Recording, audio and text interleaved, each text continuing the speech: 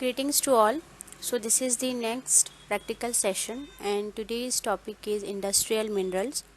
So today we will going to discuss about the industrial minerals. In the previous practical session we have discussed about the engineering properties of rock and in which we have seen all the engineering properties. Now today we will see industrial minerals, what are the industrial minerals and how they are important for us for as economical values. And this is our 4 practical.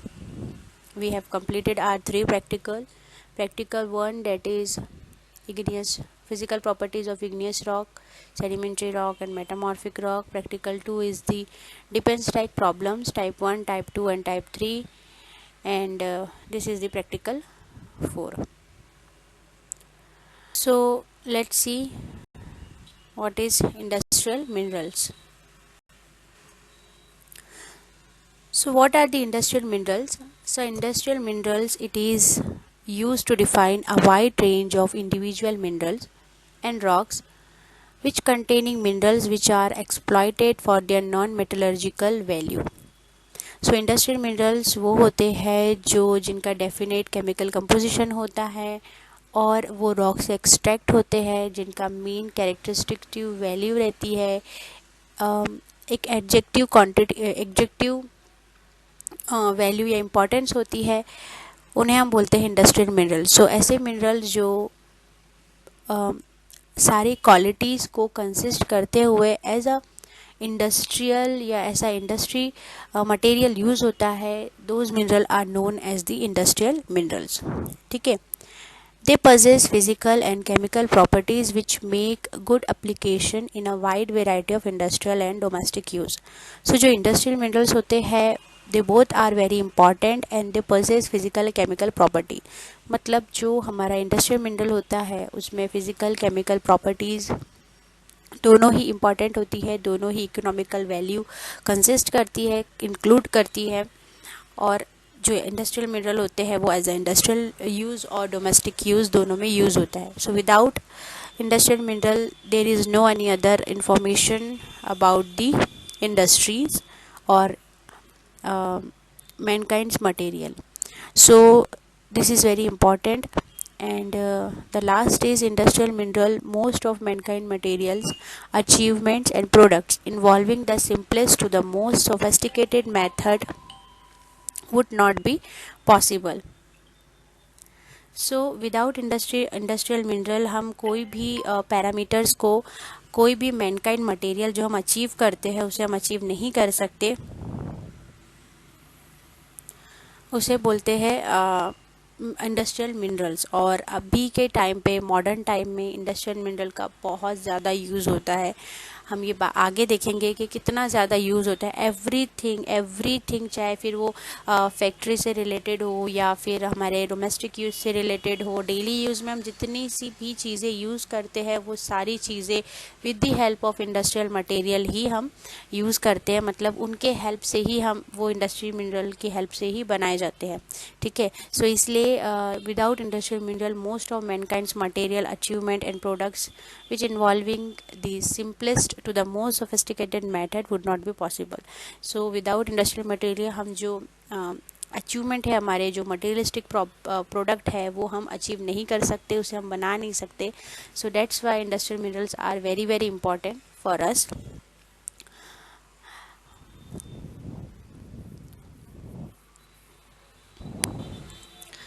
Now there are some example of industrial minerals and their uses.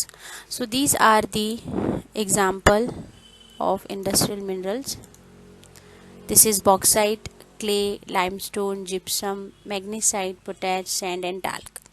So these are the common example of industrial mineral and there is uses of these mineral.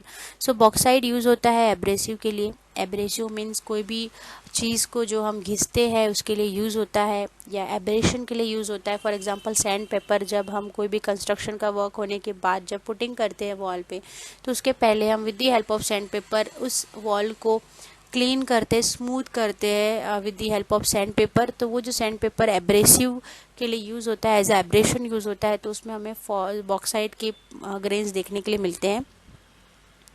तो bauxite as abrasive use होता है। Clay की बात करें तो clay as a ceramics use होते हैं। इस क्ले से बहुत सारी चीज़ें बनती हैं, ठीक है। उसके बाद लाइमस्टोन जो है, limestone as a cement use होता है, और मैं ये पहले भी बता चुकी हूँ कि with the help of limestone हम सीमेंट बनाते हैं, मतलब लाइम सीमेंट जो है हमारा लाइमस्टोन से बनता है।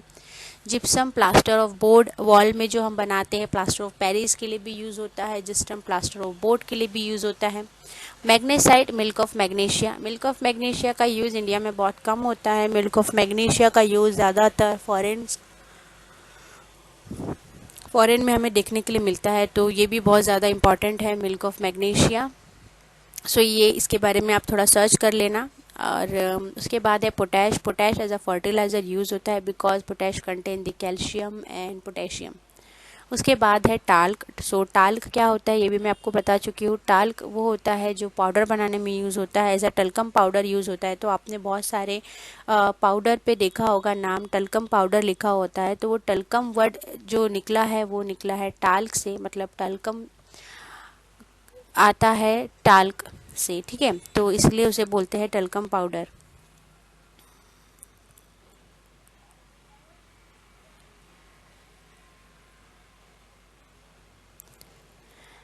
जो कॉस्मेटिक के लिए यूज़ होता है, ठीक है। उसके बाद ये सारे जो मिनरल्स है ये बहुत ज़्यादा इम्पॉर्टेंट है। और जैसे कि मैंने बताया है कि आपको प्रैक्टिकल्स में लिखना है, तो आप एज इट इज़ जैसे जैसे जो जो टेबल्स है, जो भी इस वीडियो में आपको जो टेबल्स दिखेंगे, जो सारी चीज़ें आपको दिख रही है वो आपको लिखना है, ठीक है। तो यहाँ पर आपको हेडिंग देना है सब example of industrial mineral and their uses.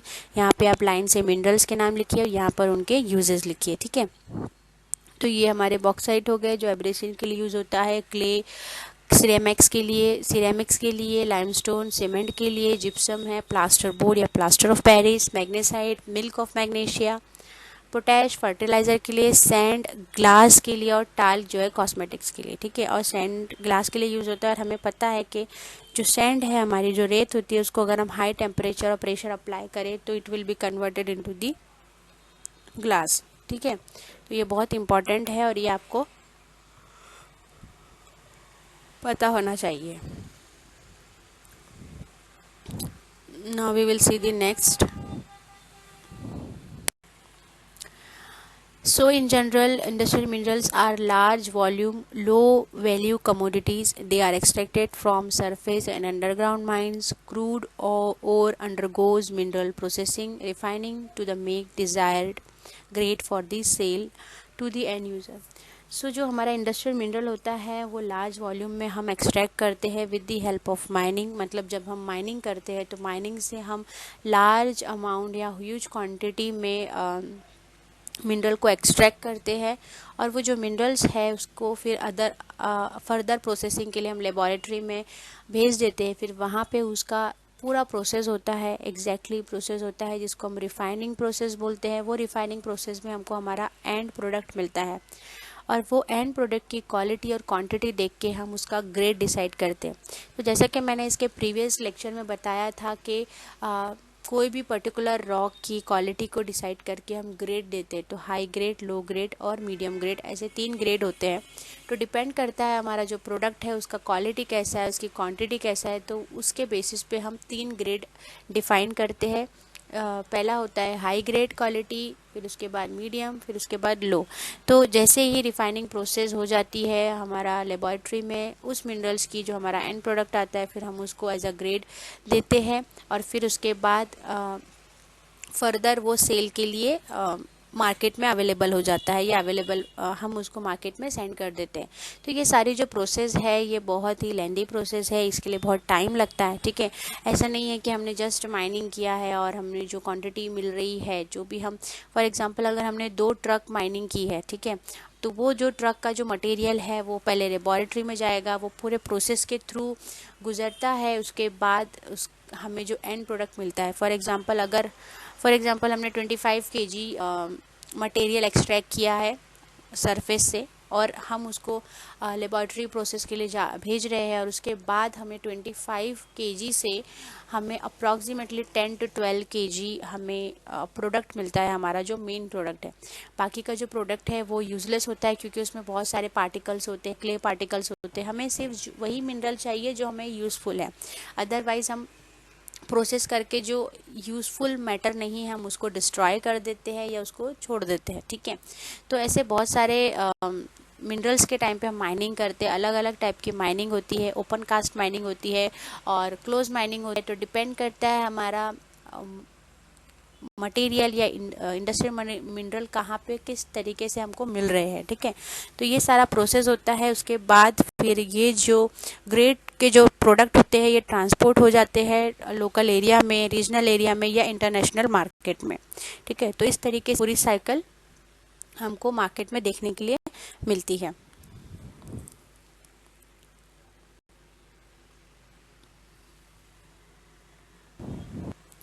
यहाँ पे कंपैरिजन दिया हुआ है, ये एक टेबल है, यूएसए का कंपैरिजन दिया हुआ है। यहाँ पे यूएसए का एग्जांपल दिया हुआ है कि there is a comparison between mined metallic and non metallic commodities in the USA. तो ये एक टेबल है, एक चार्ट है, जहाँ पे हमको यहाँ पे कमोडिटी दी हुई है, यहाँ पे नंबर ऑफ माइंस दी हुई है, यहाँ पे आउटपुट है और यहाँ पे वैल्यू है, उसकी कॉस्ट है कि पर कितना हमको वैल्यू या प्राइस मिल रहा है।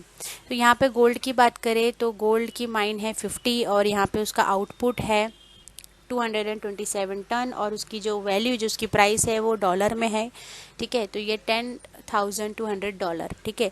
उसके बाद सिल्वर की बात करें तो सिल्वर की जो माइनिंग है वो 42 है और उसका टन्स हमने कितना लिया है, उसका आउटपुट हमें कितना मिला है, तो वो है 1990 टन्स और जो कि हमें डॉलर में मिला है $84 उसका प्राइस है।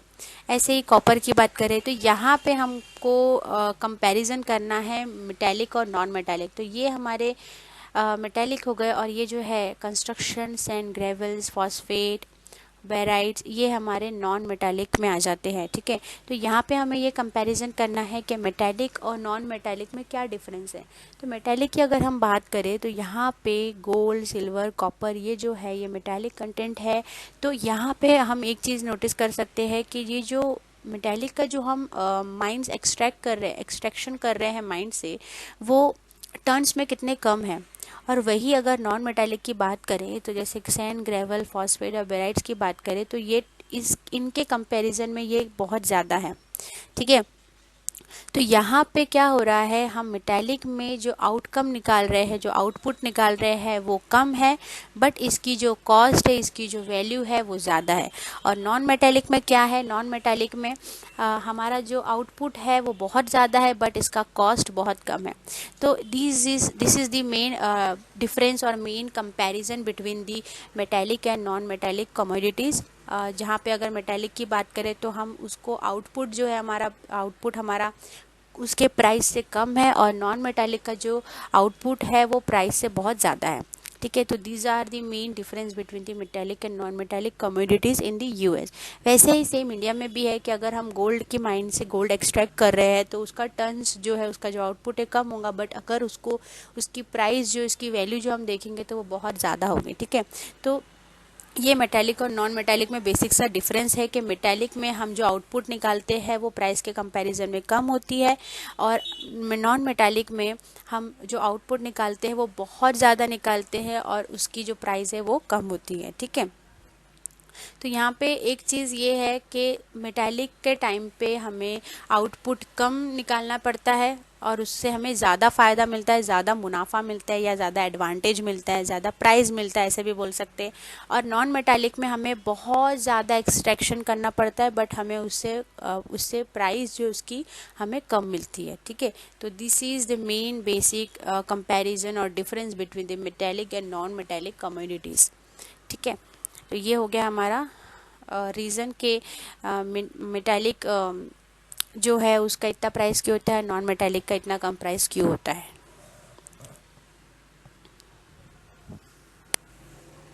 Now, industrial minerals are processed to refine the mineral to a specific modified form, to liberate chemical compounds and to make an intermediate mineral products.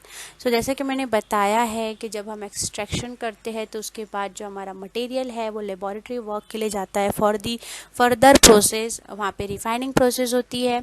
वो प्रोसेस में क्या होता है, वो जो हमारा मिनरल होता है वो कम्प्लीटली रिफाइन होता है, स्पेसिफिक मॉडिफाइड फॉर्म में उसको कन्वर्ट करते हैं, उसका केमिकल बाउंड कंपाउंड कंफर्म करते हैं इंटरमीडिएट, और जो है उसको एक प्रोडक्ट एंड प्रोडक्ट हमको उससे मिलता है. तो यहाँ पे 4 मिनरल दिए हुए हैं, silica sand, wollastonite, magnesite and ilmenite. तो जो ये 4 जो मिनरल्स है जस्ट एग्जांपल दिए हुए हैं यहाँ पे कि जब हमारा जो after the extraction of mine जो हम लेबोरेटरी वर्क के लिए भेजते हैं तो वहाँ पे हम किन किन चीज़ों का ध्यान रखते हैं. तो फॉर एग्जांपल अगर इल्यूमिनाइट की बात करें तो इल्यूमिनाइट एक मिनरल है, ठीक है. यहाँ पे हमको क्या क्या देखने के मिलता है इस प्रोसेस में, या क्या क्या उस क्वालिटी उसका कैरेक्टरिस्टिक्स होना चाहिए मिनरल में, उस चीज़ का ध्यान रखा जाता है through out the process, through out the refining process, ठीक है. तो यहाँ पे जो इल्यूमिनाइट है उसका टाइटेनियम डाइऑक्साइड उसका फॉर्मूला है. उसके बाद उसमें हाई ब्राइटनेस होनी चाहिए, हाई ओपेसिटी होनी चाहिए, surface modified, specific grain size, ठीक है. ये सारी जो क्वालिटीज़ है ये उस पर्टिकुलर मिनरल में होनी चाहिए. ऐसा नहीं है कि हमें सिर्फ मिनरल एक्सट्रैक्ट करना है तो हम उसकी क्वालिटीज़ को इग्नोर करते हुए बस मिनरल एक्सट्रैक्ट करेंगे. तो ये सारी चीज़ें बहुत इंपॉर्टेंट होती है एज अ इंडस्ट्रियल मिनरल. उसके बाद मैग्नेसाइट की बात करें तो मैग्नेसाइट मैग्नीशियम ऑक्साइड इसका फॉर्मूला है. हार्ड होता है, कॉम्पैक्ट होता है, केमिकली इनर्ट होता है, हीट रेजिस्टेंट होता है और स्पेसिफिक ग्रेन साइज. ये उसके एडजेक्टिव क्वालिटीज़ है, ये उसकी कैरेक्टरिस्टिक्स है, ठीक है. तो ये सारे कैरेक्टरिस्टिक्स का ध्यान रखते हैं during the process of the refining of industrial minerals. उसके बाद वोलेस्टोनाइट में भी स्पेसिफिक ग्रेन देखना पड़ता है हमें, शेप एंड साइज देखना पड़ता है, surface modified and high brightness. उसके बाद सिलिका एंड सैंड, तो स्पेसिफिक ग्रेन साइज. सिलिका में ज़्यादा कुछ इंपॉर्टेंट नहीं है, हमें सिर्फ उसका साइज़ देखना पड़ता है और उसका स्पेसिफिक ग्रेविटी और डेंसिटी देखना पड़ता है, ठीक है. तो ये 4 एग्जाम्पल दिए हुए हैं कि किस तरीके से जब हम मिनरल एक्सट्रैक्ट करते हैं, प्रोसेस फर्दर प्रोसेस जो करते हैं लेबोरेटरी प्रोसेस, वहाँ पे ये सारे प्रोसेस से होकर जब गुजरते हैं मिनरल, तो ये सारे जो पैरामीटर्स हैं इनकी जो क्वालिटीज़ वैल्यूज़ है उस पर हमें ध्यान रखना पड़ता है ताकि कोई भी क्योंकि बाद में जब हमारा एंड प्रोडक्ट आता है तो उसका ग्रेड पे कोई इफ़ेक्ट नहीं होना चाहिए, ठीक है. अगर हमारा मिनरल्स लो क्वालिटी का दिखा रहा है, ये सारे प्रॉपर्टीज़ शो नहीं कर रहा है, तो हमारा जो ग्रेड है वो बहुत लो क्वालिटी का होता है, उसकी बहुत कम प्राइस मिलती है मार्केट में. तो ये सारे पैरामीटर्स का हमें ध्यान रखना होता है through out the process of refining of industrial minerals.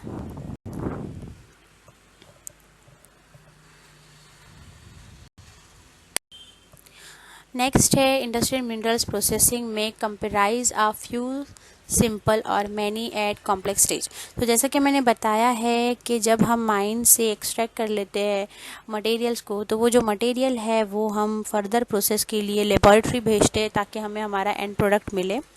तो वहाँ पे बहुत सारे अलग अलग प्रोसेसेस होते हैं. तो यहाँ पे अलग अलग रॉक के अलग अलग मिनरल के प्रोसेस है, डिपेंड करता है कि हमें किस चीज़ के लिए हमें हमारा प्रोडक्ट चाहिए. तो यहाँ पे अगर कंस्ट्रक्शन एग्रीगेट का अगर हम बात करें तो यहाँ पे ज़्यादा स्टेप नहीं है, इसके ज़्यादा प्रोसेस नहीं है. पहला है primary crushing, secondary crushing, then screening and then classification.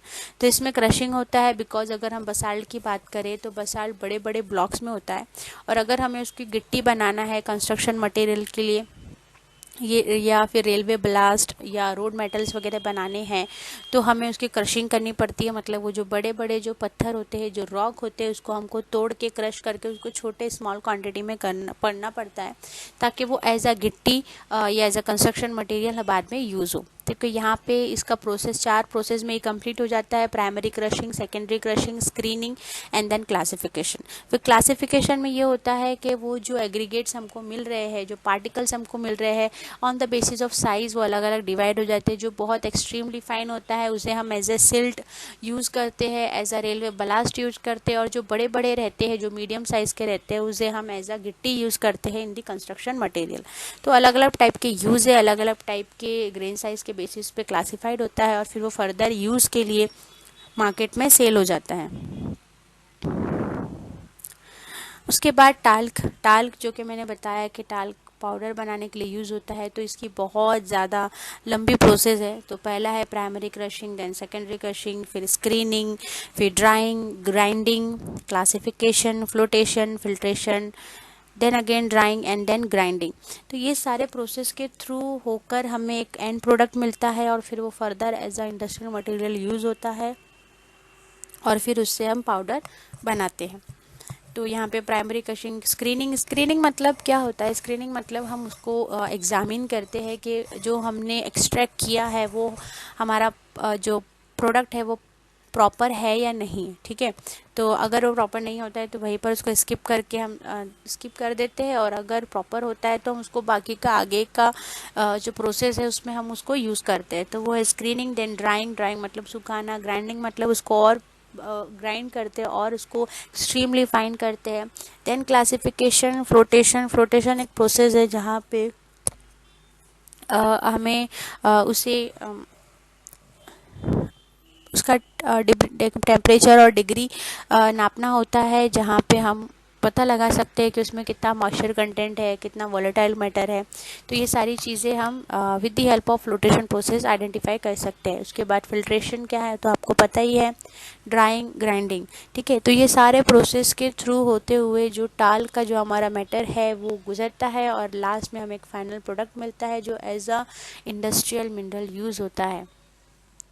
उसके बाद है रेयर अर्थ एलिमेंट्स और रेयर अर्थ मिनरल्स, जिसमें भी बहुत ज़्यादा ही एक्सट्रीमली प्रोसेस है। सो जैसा कि मैंने बताया है कि डिपेंड करता है हमारे मिनरल्स का, जितना ज़्यादा ही कॉम्प्लेक्स मिनरल होगा उतनी ज़्यादा उसकी प्रोसेस होगी, और जितना कम कॉम्प्लेक्स मिनरल्स होगा उतनी कम उसकी प्रोसेस होगी। तो यहाँ पे रेयर अर्थ की बात करें तो primary crushing, screening, grinding, chemical conditioning, flotation, thickening और filtration, drying, acid leaching, roasting, thickening and filtration, then reduction, oxidation, solvent extraction. तो ये पूरे प्रोसेस आती है हमारे रेयर अर्थ एलिमेंट में।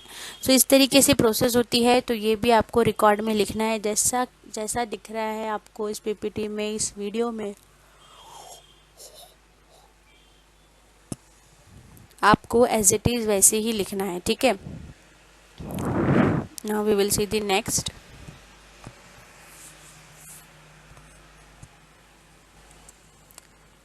सो नेक्स्ट है हमारा, there are also synthetic industrial mineral processed from natural industrial mineral such as magnesite, bauxite. तो यहाँ पे हमें ये वाले जो है ये है सिंथेटिक इंडस्ट्रियल मिनरल्स। तो ये सिंथेटिक इंडस्ट्रियल मिनरल्स हमें मिलते हैं कुछ नेचुरल इंडस्ट्रियल मिनरल के कॉम्बिनेशन से। तो यहाँ पे ये नेचुरल इंडस्ट्रियल मिनरल है और ये सिंथेटिक इंडस्ट्रियल मिनरल है। तो यहाँ पे मैग्नेसाइट और बॉक्साइट के कॉम्पोजिशन से हमको स्पिनल मिलता है, बॉक्साइट और केओलिन के कंपोजिशन से हमको मोलाइट मिलता है। सो बॉक्साइट एंड केओलिनाइट से मोलाइट बनता है। Mullite is also a clay minerals and clay particle, और kaolin is also a clay mineral. So lime and carbon dioxide से मिलकर हमें प्रेसिपिटेटेड कैल्शियम कार्बोनेट देखने के लिए मिलता है। उसके बाद क्वार्ट्ज प्लस कोक से हमको सिलिकॉन कार्बाइड देखने के लिए मिलता है, सिलिकॉन कार्बाइड बनता है। उसके बाद limestone plus salt plus cold plus ammonia से हमको सोडा ऐश मिलता है, जो एज अ फर्टिलाइज़र यूज़ होता है, ठीक है, सिंथेटिक फर्टिलाइज़र यूज़ होता है। तो ये है हमारे नेचुरल इंडस्ट्रियल मिनरल, जिसके कॉम्बिनेशन से हमें सिंथेटिक इंडस्ट्रियल मिनरल्स देखने के लिए मिलते हैं।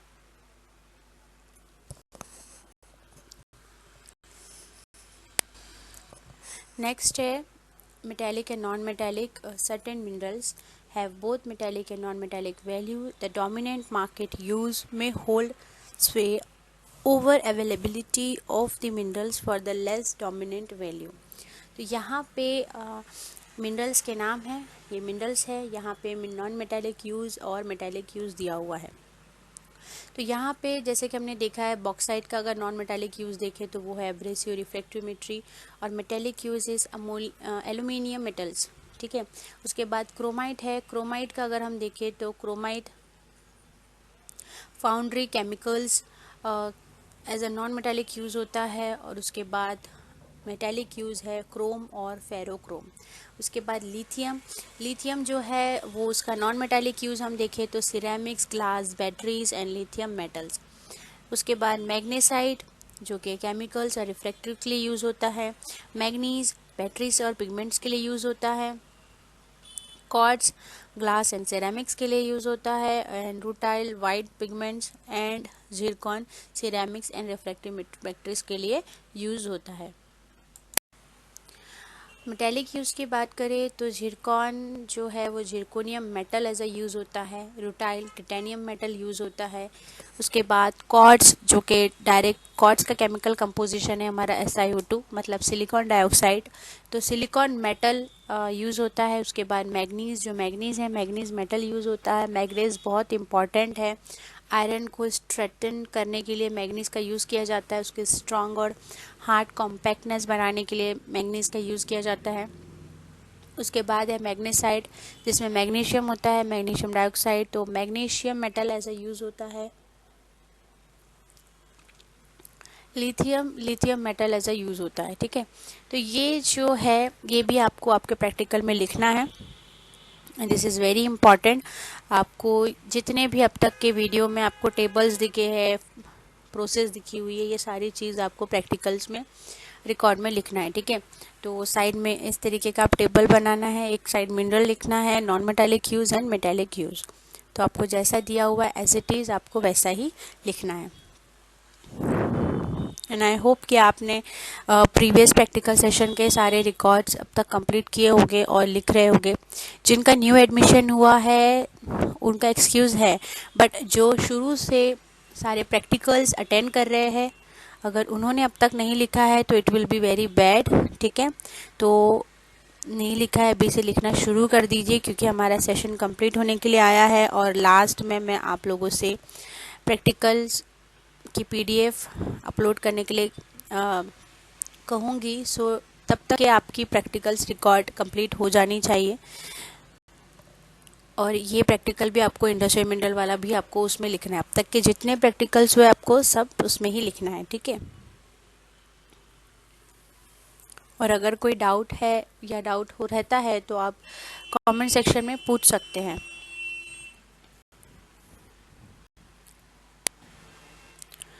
सो दिस इज़ इमेज जहाँ पे हमें ये शो हो रहा है कि why are the industrial mineral are so important. तो ये इमेज से आप अंदाज़ा लगा सकते हो कि जो इंडस्ट्रियल मिनरल है वो कितने इम्पॉर्टेंट है हमारे डे टू डे लाइफ में। विदाउट इंडस्ट्रियल मिनरल्स हम कुछ भी नहीं कर सकते। ठीक है, हर एक चीज़ में इंडस्ट्रियल मिनरल यूज़ होता है। जैसे हमारी जो वाटर बॉटल होती है प्लास्टिक की, उसमें भी हमें इंडस्ट्रियल मिनरल्स मतलब मिनरल्स से बनकर बनाई जाती है। वो हमारा जो सिरेमिक होता है, हमारे जो इलेक्ट्रॉनिक्स प्रोडक्ट होते हैं, हमारा पेंट होता है, वॉल्स होती है, एवरीथिंग हर जगह इंडस्ट्रियल मिनरल्स का यूज़ होता है। ठीक है, हमें पता नहीं है कि कौन से मिनरल किस चीज़ में यूज़ होते हैं, बट जब आप इस चीज़ से फेमिलियर हो गए, आपको पता चलेगा कि कौन कौन से मिनरल्स किस किस चीज़ों में यूज़ होते हैं, then you will be shocked कि हम इंडस्ट्रियल मिनरल से कितने ज़्यादा घिरे हुए हैं और इसका कितना ज़्यादा यूज़ है। इसीलिए industrial mineral is very important for अस और इकोनॉमिक इम्पोर्टेंस भी बहुत ज़्यादा होता है, इकोनॉमिक वैल्यू भी बहुत ज़्यादा होती है क्योंकि ये इंडस्ट्रियल मिनरल है और सबसे ज़्यादा डिमांड इनकी फैक्ट्रीज़ में होती है। और इकोनॉमिक इम्पोर्टेंस में, इकोलॉजिकल कंसर्न में भी इसका बहुत ज़्यादा इम्पोर्टेंस होता है बिकॉज ये जो मिनरल्स होते हैं ये नेचुरल प्रोसेस के थ्रू फॉर्म होते हैं और इनका जो एक्सट्रैक्शन होता है इसका टर्नओवर भी बहुत ज़्यादा होता है जैसे हमने देखा है। तो ये सारी चीज़ें आपको पता होनी चाहिए। एज अ सिविल इंजीनियर आपसे ये क्वेश्चन कर सकते हैं इन फ्यूचर, कभी आप कोई इंटरव्यू अटेंड करो या फिर आपको वाइवा प्रैक्टिकल्स के वाइवा में भी ये क्वेश्चंस पूछ सकता है, what are the industrial minerals and how they are important. ठीक है, तो आपको एटलीस्ट 2 या 3 इंडस्ट्रियल मिनरल के नाम पता होना चाहिए और वो इंडस्ट्रियल मिनरल्स किस चीज़ों के लिए यूज़ होते हैं, उनकी हेल्प से हम क्या बनाते हैं वो भी आपको पता होना चाहिए। तो मैं बेसिक से इंडस्ट्रियल मिनरल बताती हूँ, जैसे कि टाल्क है जो टाल्कम पाउडर या पाउडर बनाने के लिए यूज़ होता है, जो डे टू डे लाइफ में हम जो पाउडर लगाते हैं ठीक है, उसमें टाल्क यूज़ होता है। उसके बाद लाइमस्टोन, लाइमस्टोन का क्या यूज़ है, लाइमस्टोन से सीमेंट बनता है। ठीक है, उसके बाद बॉक्साइट है। बॉक्साइट क्या है, बॉक्साइट भी हमारा एक रॉक है। कौन सा रॉक है आपको पता होना चाहिए, हमने लास्ट लेक्चर में डिस्कस किया था। कंस्ट्रक्शन मटेरियल, बिल्डिंग स्टोन वाले लेक्चर में हमने डिस्कस किया था कि what is bauxite. Bauxite abrasive rock है जो एब्रेसिव एब्रेशन के लिए यूज़ होता है। ठीक है, तो ऐसे 3-4 मिनरल्स के नाम आपको पता होना चाहिए ताकि आप इन फ्यूचर कोई भी ऐसे क्वेश्चन आते हैं तो उसको अटेम्प्ट कर सको, आंसर कर सको। ठीक है, तो यहाँ पे ये जो इमेज दिख रही है बीच में एक हाउस है और हाउस से एरोज अब इंडिकेट कर रहे हैं कि कौन सा मिनरल्स या कौन सी ऐसी चीज़ है जो हमारे हाउस में आज यूज़ हो रही है और वो किस चीज़ से बनी है। ठीक है, तो ये आप वीडियो पॉज करके इजीली देख सकते हो। ठीक है, तो आप शुरू कर सकते, जैसे ये सिरेमिक्स। ठीक है, ये सिरेमिक का बना हुआ है, यहाँ पे हमारा फर्नीचर है। ठीक है, ये वॉल है, तो ये जो है ये सिरेमिक का बना हुआ है। तो ये सिरेमिक कैसे बनता है, जैसे हमने डिस्कस किया है, silica, sand, talc, calcium carbonate, feldspar, kaolin, wollastonite wollastonite and zircon, ये सारे मिनरल्स यहाँ यूज़ होते हैं एज ए सिरेमिक। उसके बाद जो हमारा मेडिकल फर्स्ट एड बॉक्स आता है उसके हिसाब से अगर देखें कॉस्मेटिक्स एंड फार्मा, तो यहाँ पे टाल्क, डायटोमाइट, सिलिका, मैग्नीशियम और मैग्नीशिया, बेंटोनाइट, केओलिनाइट, ये जो बेंटोनाइट और केओलिन है ये क्ले मिनरल्स है। Mica, calcium carbonate and feldspar, soda ash, borates, iodine and lithium, these are also the industrial mineral which is used as a cosmetics and pharma. उसके बाद यहाँ पे जो लाइट बल्ब है, ये light bulb as a use हुआ है। ठीक है, ये लाइट बल्ब है, इसमें कौन से इंडस्ट्रियल मिनरल यूज़ होते हैं, उसमें हमारा यूज़ होता है silica, sand, fused silica, quartz, rare earth element, soda ash, calcium and carbonate. उसके बाद जो सोलार सेल होते हैं, अभी सोलार पावर सेल का बहुत ज़्यादा यूज़ हो रहा है हमारे इन्वायरमेंट में और होना भी चाहिए, बिकॉज रिसाइकल होती है एनर्जी और solar panels is very very important. आपने बहुत जगह देखे होंगे, हॉस्पिटल्स में देखे होंगे सोलार पैनल्स, या आपने कोई डिपार्टमेंट वगैरह पे देखे होंगे जहाँ पे सोलार पैनल्स का यूज़ होता है। ठीक है, तो सोलार पैनल्स किन इंडस्ट्रियल मिनरल से मिलकर बनते हैं, तो उसमें आता है हमारा quartz, fuse silica, silicon, carbide, fluorspar, wolstonite and talc. So all these industrial mineral are used for making the solar cell.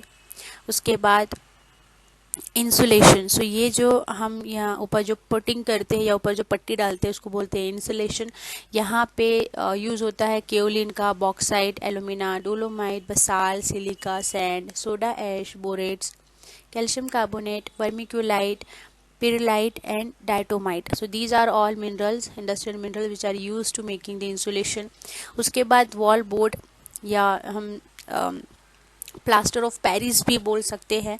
ठीक है, तो ये जो है प्लास्टर ऑफ पेरिस बनता है जिप्सम से। जिप्सम की हार्डनेस कितनी है आपको पता है? तो अगर आपको नहीं पता है तो कमेंट सेक्शन में बताइए, और जिनको पता है कि जिप्सम की हार्डनेस कितनी है वो भी मुझे बताइए।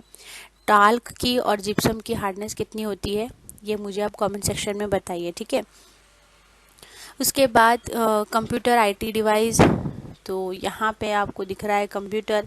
ठीक है, तो इसमें कौन कौन से रेयर इंडस्ट्रियल मिनरल यूज़ होते हैं, तो ये बहुत इंपॉर्टेंट क्वेश्चन है, तो ये आप नोट डाउन कर सकते हो, वीडियो को पॉज करके एक एक चीज़ अच्छे से देख सकते हो, लिख सकते हो, बिकॉज इट्स वेरी इंपॉर्टेंट, क्योंकि ये डे टू डे लाइफ में हमको कोई नहीं बताता है और ये हमें अब तक के पता भी नहीं होगा, आप लोगों को ये पता भी नहीं होगा कि ऐसे ये इतने सारे मिनरल्स हमें डे टू डे लाइफ में हम यूज़ करते हैं। ठीक है, हम लैपटॉप का यूज़ करते हैं, हम कंप्यूटर का यूज़ करते हैं, हम हमारे मोबाइल फ़ोन, सेल फोन्स का यूज़ करते हैं, तो उसमें भी बहुत सारे मिनरल्स का यूज़ होता है। जैसे यहाँ पे कंप्यूटर और आईटी डिवाइस की बात हो रही है, तो यहाँ पे रेयर अर्थ एलिमेंट्स यूज़ हुए हैं, alumina, trihydrate, magnesium hydroxide, talc, calcium carbonate, quartz, lithium and graphite. So ये सारे मिनरल्स का यहाँ पे यूज़ हुआ है टू मेकिंग द लैपटॉप और दी इलेक्ट्रॉनिक डिवाइसेस। ग्रेफाइट क्या है? ग्रेफाइट हमको पता है, ग्रेफाइट का कंपोजिशन टोटली होता है कार्बन। ठीक है, और ग्रेफाइट और डायमंड दोनों सेम होते हैं, दोनों का सेम केमिकल कंपोजिशन होता है। डायमंड का भी केमिकल कंपोजिशन ओनली कार्बन है, ग्रेफाइट का भी केमिकल कंपोजिशन कार्बन है। तो जो ग्रेफाइट है हमने सबने यूज़ किया है ग्रेफाइट। ग्रेफाइट जो हमारी पेंसिल की जो निप होती है, जो हमारी लीड पेंसिल आती है, जिसकी जो लीड होती है जैसे 0.5, 0.7, 0.9, तो ये जो लीड है ये बनी होती है हमारे ग्रेफाइट से। ठीक है, तो ये भी एक यूज़ है। उसके बाद जो पेपर्स यूज़ होते हैं, पेपर्स किस चीज़ों से बने होते हैं, किस मिनरल से बने होते हैं, तो जो हमारे पेपर्स है वो केओलिन, टाल, calcium carbonate and titanium dioxide. उसके बाद जो पेंट है, जो पेंट हम यूज़ करते हैं हमारे वॉल को कलर करने के लिए, वो भी बहुत ज़्यादा इम्पॉर्टेंट है। उसमें भी कौन कौन से मिनरल यूज़ होते हैं, तो उसमें यूज़ होता है हमारा टाल, kaolin, calcium carbonate, barite, titanium dioxide, Palestonite, mica, iron oxide, diatomite and feldspar and cyanide. So these are all industrial minerals which are used to making the paints. ठीक है, तो और भी बहुत सारे हैं यहाँ पे। आप ये वीडियो को पॉज करके देख सकते हो कि कौन कौन से इंडस्ट्रियल मिनरल हमें कहाँ कहाँ यूज़ हो रहे हैं। ठीक है, यहाँ पे जैसे गार्डन का दिया हुआ है, तो गार्डन में क्या क्या यूज़ होता है एज अ फर्टिलाइज़र, तो यहाँ पे पोटैश है, फॉस्फेट्स है, सल्फर है, nitrates, borates, vermiculite and perlite. तो ये सारे minerals as a fertiliser use होता है इन दी गार्डन्स। ठीक है, तो ये यहाँ पे नाम दिया हुआ है इस हाउस को कि हाउस ऑफ मिनरल्स।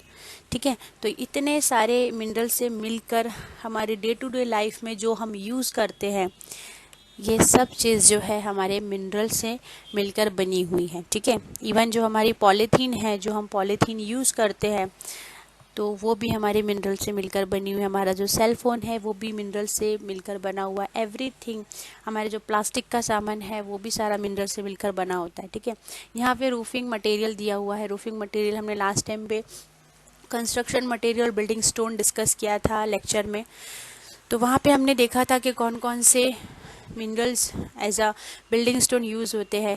यहाँ पे भी इंडस्ट्रियल मिनरल्स दिए हुए हैं, केओलिन दिया है, आयरन ऑक्साइड है, टाल्क है, कैल्शियम कार्बोनेट एंड फेल्सपार। तो दीज आर रूफिंग मटेरियल जो रूफिंग में यूज़ होते हैं। ठीक है, तो ये सारी चीज़ आप वीडियो पॉज करके 1 बाय 1 एक एक सारी चीज़ देख लेना, लिख लेना, बिकॉज इट्स इम्पॉर्टेंट। या फिर आप स्क्रीनशॉट भी ले सकते हो ताकि इन फ्यूचर आपको कुछ भी पता करना हो तो आप with the help of these easily देख सकते हो। ठीक है, तो ये है हमारा uses of industrial minerals and this is so that's why industrial minerals are very very important for us. ठीक है, तो अगर कोई पूछता है why are the industrial minerals are so important, so आपको इसका आंसर करते आना चाहिए। ठीक है, और ये आपको रीज़न भी देते आना चाहिए कि because in day to day life we are, जो भी हम चीज़ यूज़ कर रहे हैं डे टू डे लाइफ में, वो everything are made up from the industrial minerals. And ये बोलने के बाद आपको उसके एग्जाम्पल बताते भी आना चाहिए, बिकॉज विदाउट एग्जाम्पल आप आपका पॉइंट प्रूव नहीं कर सकते हो। तो यहाँ पे एग्जाम्पल आप दे सकते हो, आप सिरेमिक्स का एग्जाम्पल दे सकते हो, आप प्लास्टर ऑफ पेरिस का, लाइट बल्ब्स का, कॉस्मेटिक्स का, बहुत सारे एग्जाम्पल आप दे सकते हो डे टू डे लाइफ में जो हम डेली यूज़ करते हैं। ठीक है, सो ये हो गया हमारा इंडस्ट्रियल मिनरल के uses and why they are important for us.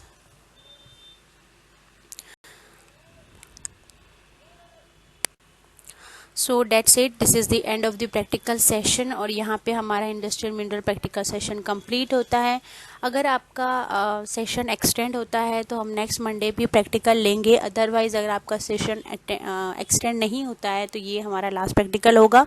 ठीक है, और आपका एक टॉपिक रह चुका है प्रैक्टिकल का, तो वो हम नेक्स्ट प्रैक्टिकल में डिस्कस करेंगे अगर क्लास एक्सटेंड होती है तो। अदरवाइज़ यहाँ पे हमने almost everything we have completed.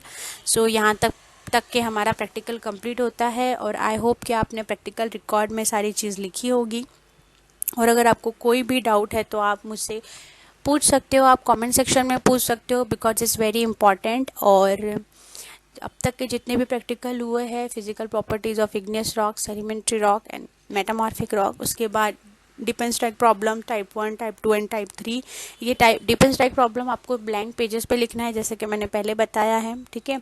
उसके बाद इंजीनियरिंग प्रॉपर्टीज ऑफ रॉक, ये भी बहुत इंपॉर्टेंट है, ये आपको practical as well as theory दोनों में ही आएगा और इसको आपको करना ही है। ये बहुत बहुत इंपॉर्टेंट है, इस पर शॉर्ट नोट्स भी आ सकता है, इसमें लॉन्ग क्वेश्चन भी आ सकता है, ठीक है।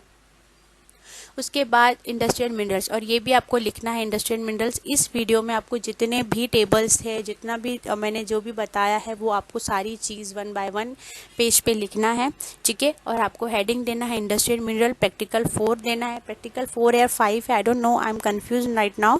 सो प्रैक्टिकल 4, ठीक है। उसके बाद आपको ये एज इट इज़ लिखना है, टेबल देना है, टेबल बनाना है, उसके ऊपर टेबल का नाम देना है कि किस चीज़ का टेबल है। अगर comparison between metallic non metallic है तो वो लिखना है, अगर प्रोसेस दिया हुआ है मिनरल्स का तो आपको वो लिखना है, ठीक है। सो अगर कुछ भी प्रॉब्लम या दिक्कत हो, so you can ask me when ever you want. So next we will see next practical in the next Monday if the session is extend, or otherwise otherwise this is the last. So हमारा theory में 3-4 topic रह चुके हैं, हम वो complete करेंगे। और अगर कोई किसी को नोट्स में प्रॉब्लम है तो यू कैन आस्क, और मैंने ऑलमोस्ट सारे नोट्स दे दिए हैं। कुछ टॉपिक्स के नोट्स रह गए हैं, कुछ लास्ट यूनिट्स के टॉपिक के नोट्स रह गए हैं, वो भी मैं जैसे ही सेशन कंप्लीट होगा I will send it to the group. Okay, so तब तक के लिए stay safe, stay healthy, thank you.